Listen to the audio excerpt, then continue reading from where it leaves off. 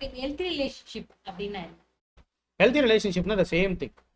நம்மளுடைய ப்ரைவேட் எமோஷன்ஸை வந்து எந்த ஒரு ரிலேஷன்ஷிப்புங்கிறது ரெகக்னைஸ் பண்ணுதோ that what we call the healthy relationship. That's a matter.